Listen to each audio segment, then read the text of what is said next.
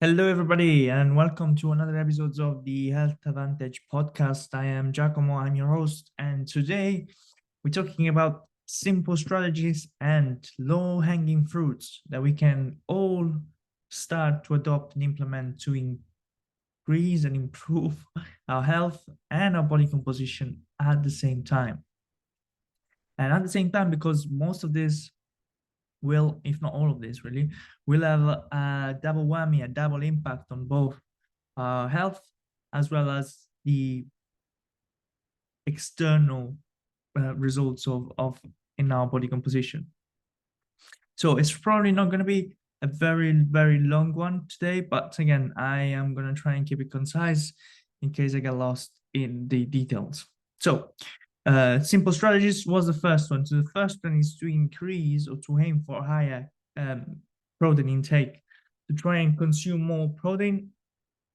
And that is something that obviously is get quite difficult to digest for some people.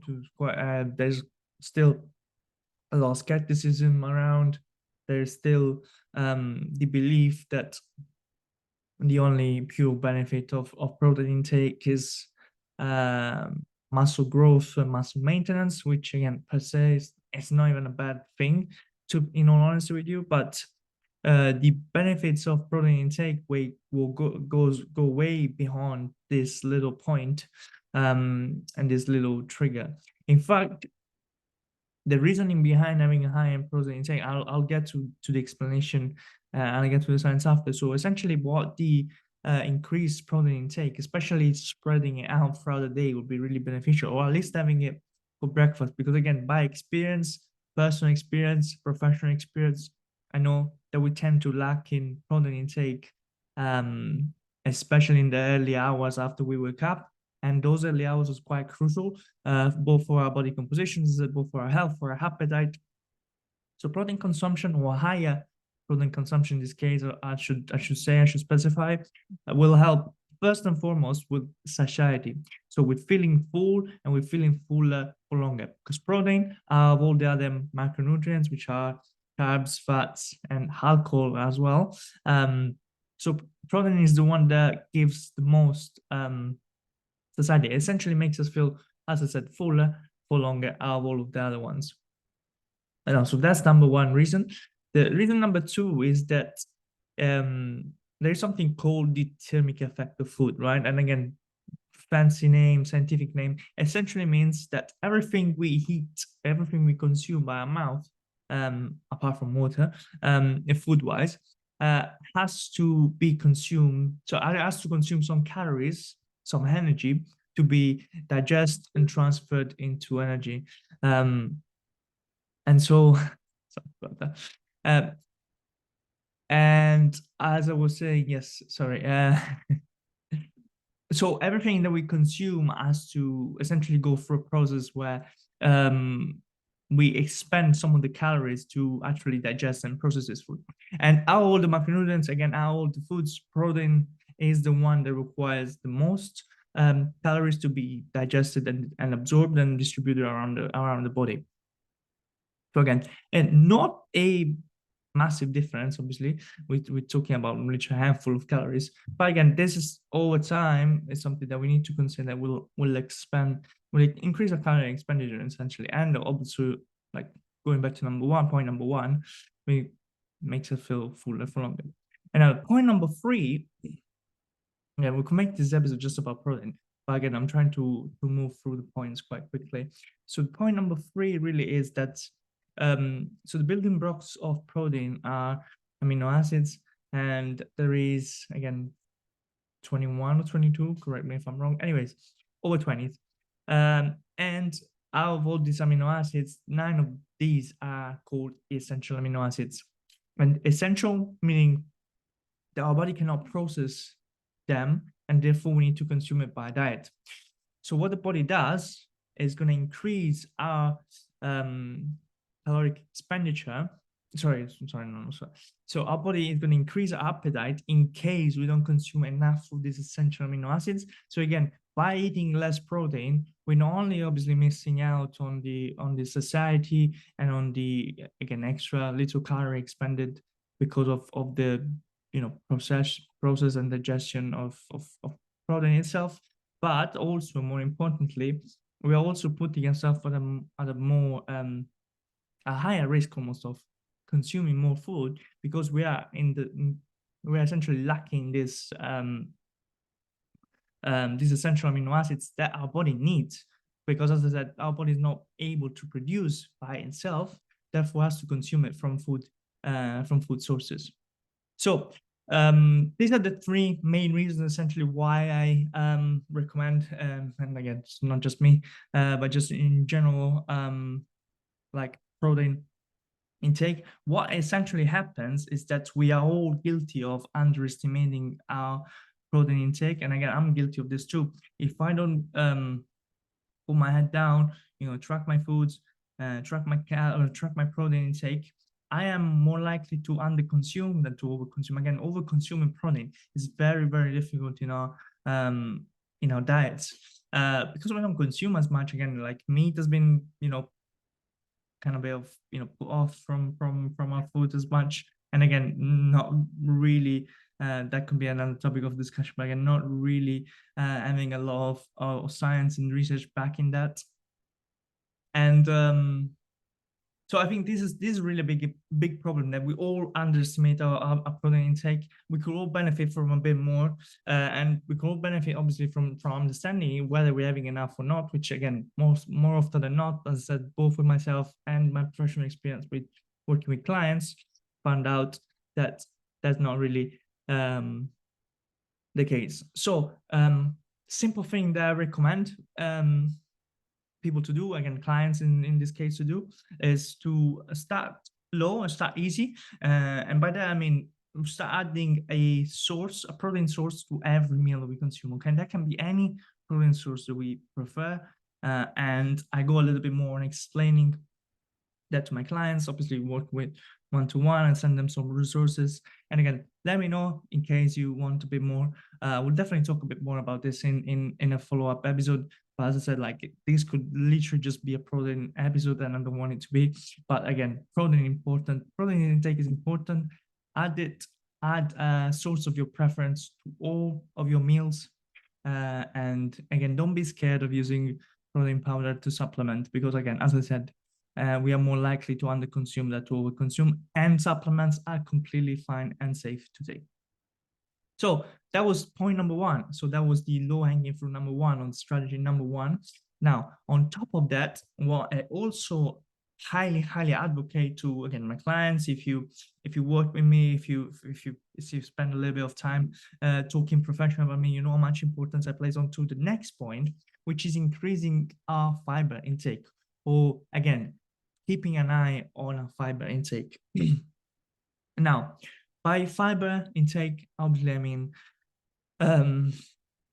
fruits, vegetables, and also whole grains, which again are very high in protein, very high in fiber. So fiber is, again, very important for a few different reasons, and again, has got loads and loads of benefits. If we go and look at the science, is the macronutrient, if you want to consider a macronutrient, that is more associated with lower risk of cholesterol, lower risk of cardiovascular diseases, lower risk of even lower risk of all-cause mortality. So more fiber, or an adequate amount of fiber intake every day, which again is something that we are quite bad at, and we need way more than what you think you do. So adequate fiber intake is going to obviously increase and improve our digestion. It's going to improve and increase our ability of the body to absorb the nutrients that we consume and to distribute them around the body. Again, one of the big problems that I've seen in society, and I've seen with working with clients, is the inability of the body to absorb the nutrients that we consume, more often than not, because we consume foods that are very poor of nutrients and very high in calories. That's what's called like ultra processed foods or highly palatable foods. But again, more also because, like I said, like the fruits and vegetables and the quality, obviously, also those fruits and vegetables are not high enough. Again, the whole grains and the legumes as well in our diet do tend to lack quite a bit. And as I said, the first point of contact is obviously the fiber intake. Increasing fiber intake will make us again feel fuller for longer. So again, we are less likely to overconsume calories, which per se is gonna again massively improve, as I said, like heart health and our body composition, obviously as a result of it.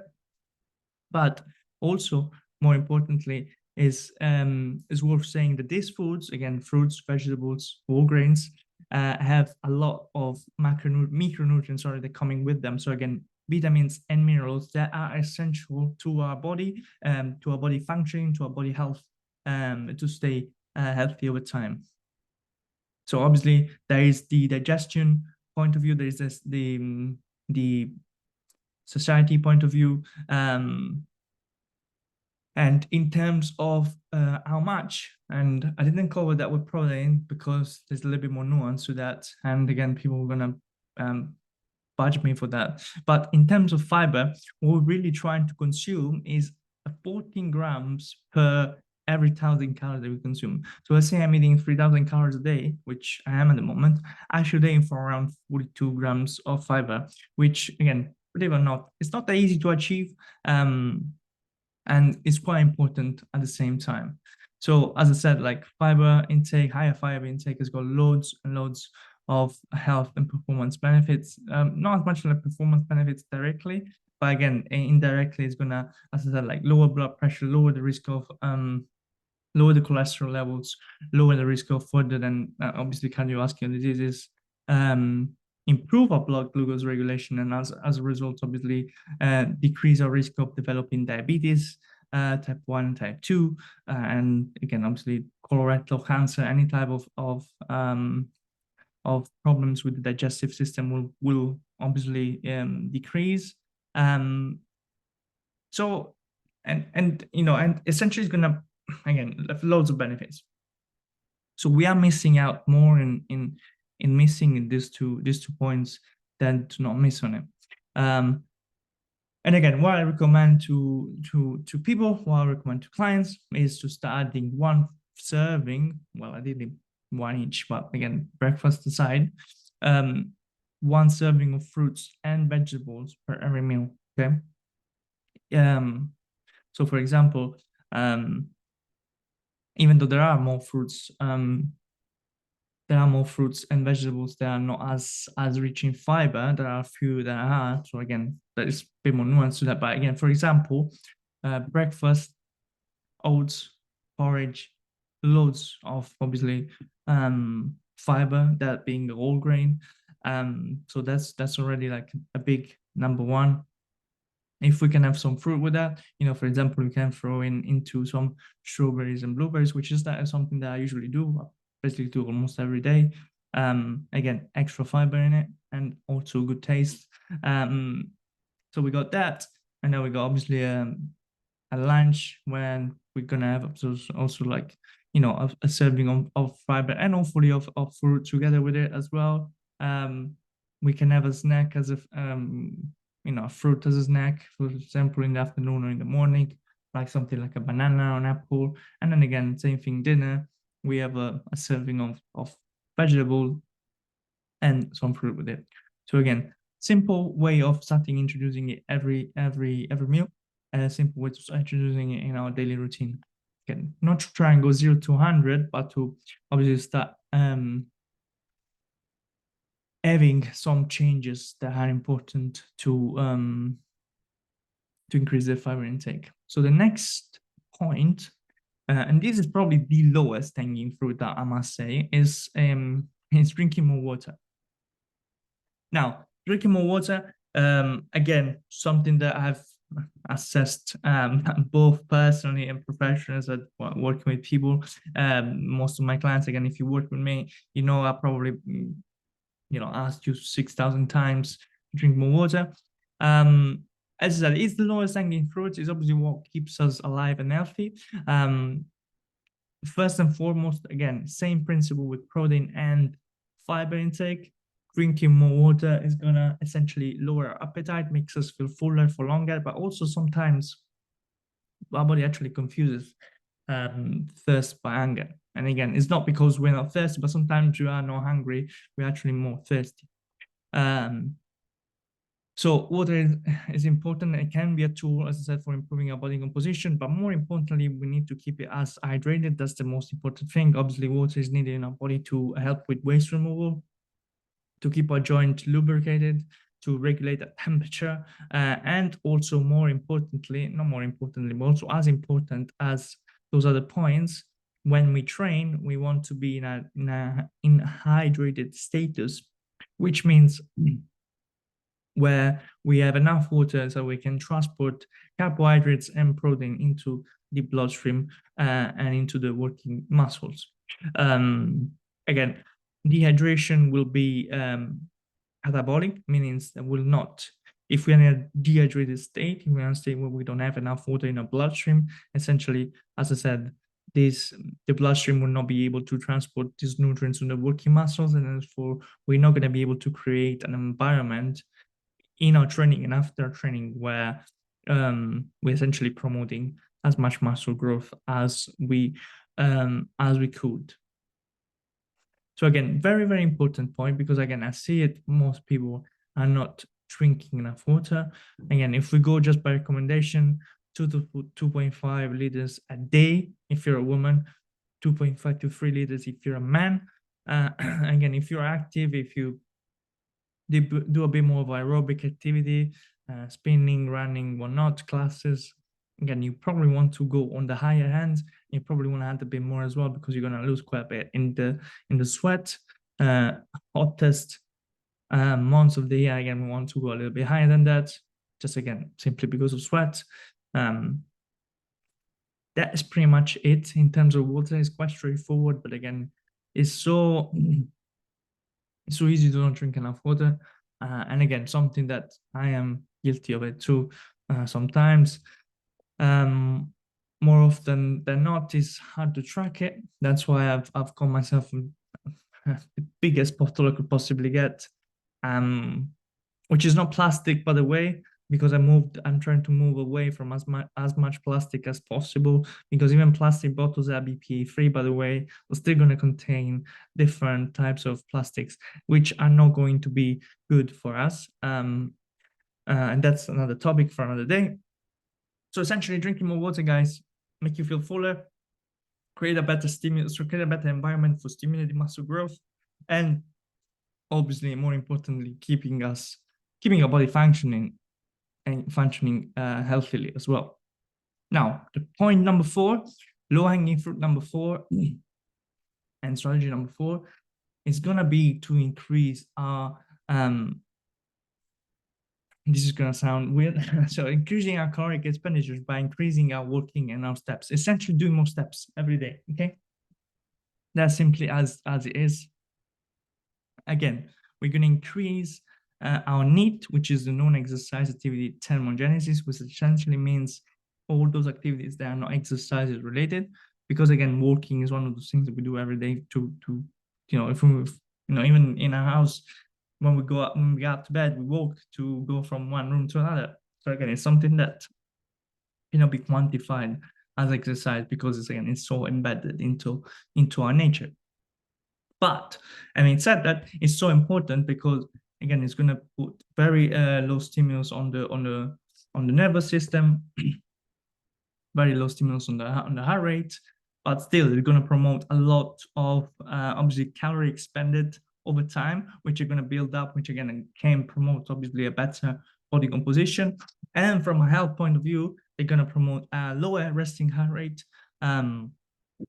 They're going to help us manage, obviously, digestion, as well as glucose levels, as well as inflammation, as well as cholesterol levels, as well as depression, as well as quality of life. So these are all the points that research has shown that people with higher step count over their lifetime, so not just obviously in the here and now, but if we're talking obviously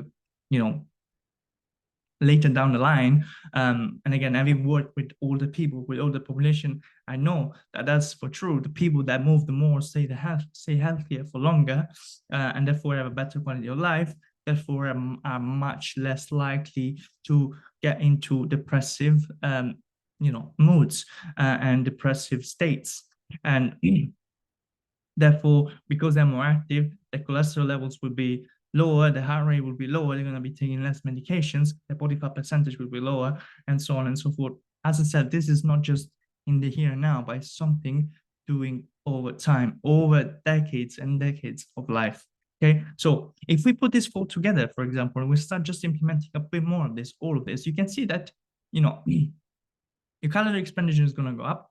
Your calorie expended are probably going to go down because you're going to feel fuller for longer with protein, fiber, and water. You're going to drink more. You're going to be more hydrated, so you're probably going to feel better anyways. You're going to eat better foods probably because, again, eating protein and fiber itself as a consequence of it, it means that you won't be eating crisp and I don't know, Mars bars, for example, all the time. So again, that's probably going to make you feel better. You're going to feel slightly more energetic, so you're probably going to do a little bit more. Again, the steps, meaning that you probably work a bit more, you have a bit more, you're a bit more active, you stay a bit more outside, let's say you spend a little bit less time sitting down, being sedentary, and a poor posture. All these things per se in itself, as you can see, if you put them together over a 30, 40, 50 year lifespan, lifespan, I guess, if we do it for 50 years, they are probably going to hold some consequences to it at the end of those 50 years, for example, rather than if we were not. So you can see my point. You can see where I'm going with this. So this is pretty much obviously what I obviously advocate, and I want to get into one final low-hanging fruit. I literally just wanted to go with the lowest hanging fruits possible. Okay, so I could have made this a little bit more higher up, low-hanging fruits. I literally wanted to go with what is the things that we do every day. We walk, we eat some food. We drink some water, hopefully, and maybe not every day, maybe every other day. And last but not least, we sleep. This we definitely do, hopefully, every day. I mean, if you don't, good for you. But so the last hanging fruit is going to be sleep. And again, sleep is another one of those areas which is directly and indirectly responsible for a lot of most of the areas of our lives, really, I should say. So first and foremost, from a body composition fat loss point of view, less sleep will mean first and foremost less regulation between the two hormones that regulate our satiety and our hunger levels, which are leptin and ghrelin. So these two get restored and go back to homeostasis, which is a full state of balance, as we get a deep, full, restful night of sleep. So when we don't sleep enough, or when we don't sleep as restfully as we should and as we could, what happens is that these two hormones fall out of whack, so they don't really reassess themselves, and therefore on the day and the days after, what I mean more likely to do is to have an appetite that is not really well regulated. So we might feel hungrier than usual. We might feel more peckish. We might even have some binge eating habits and some poor dietary habits in the following days of this. So obviously it's not great, and it's not conducive to as I said, like better health and better body composition. Whilst on the other side of the coin, if we do, these two hormones will be fine, and we are not going to be having too many problems regulating our satiety and our hunger. So that's point number one. Point number two, related to sleep, is that when we sleep is the point where we release growth hormone. And growth hormone is a natural adaptation to exercise that we need to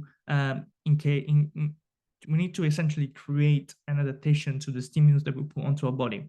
Growth hormone gets released when we're asleep, in the early phases of our sleep stages, and essentially, again, missing out on sleep, missing out on those early hours, going to bed late, delaying the circadian rhythm. Again, we could literally talk, and we definitely will have an episode just on sleep. But essentially, we're gonna have less sleep equals less growth hormone equals less adaptation to the training stimulus that we did equals less gains equals less improvement on body composition. So that's point number two. We are also going to have some problems regulating, insulin. So we're going to have be less insulin sensitive, the less we sleep and the more tired we are. And we're also going to be more prone probably to some stimulants used when we sleep less, which is probably caffeine, as well as also sedatives like alcohol, for example. So again, the common cycle that I've seen people going over and over and over again, in working in a city like London and working mainly with clients that are from a highly stressful, highly what's the word? Hectic, highly stressful environment of work, where they're gonna have to work till late, then they can't fall asleep or they can't relax, so they have a glass of wine, and the alcohol knocks them to sleep, does not make them fall asleep, interrupts their sleep or interacts with their sleep, so they don't get into a deep restful stage of sleep. They wake up with less sleep and also less quality of sleep. They have another long stressful day ahead, and at around 11 a.m., they feel absolutely fucked. So they're on the fourth cup of coffee. And now they have to keep going until 8 p.m. So guess how many other coffees they're going to have? And guess what all that caffeine is going to do? They're going to impede them to going to sleep. So again, guess what is going to help? Those few glasses of wine or pints of beer, for those of you in the UK, after work. And there is a cycle that goes on and on and on, from not to mention what happens then during the weekend, but it's a cycle that happens again quite too commonly, quite too often for it not to affect, as I said, our bodies, our health, and our body composition as a result. So you can see why sleep is important. Again, there's a lot of other reasoning, there's a lot of other reasons on why and how sleep affects both our health and body composition. Again, that could be an episode per se, and it will be, trust me, it will be. But for now, I want to leave you here. So I want to leave you essentially with 5 low-hanging fruits, simple strategies that you can use, you can start using now, right now, today, with no help of anyone, to start improving your health and increasing or improving, again, your body composition, losing a bit more body fat, essentially. So let me know what your thoughts are. As always, please, if you can, leave me a review whenever you're listening to this, whether it's in the podcast app of your choice or on YouTube. Please do let a review, and I'll speak to you in the next one. And thank you for listening.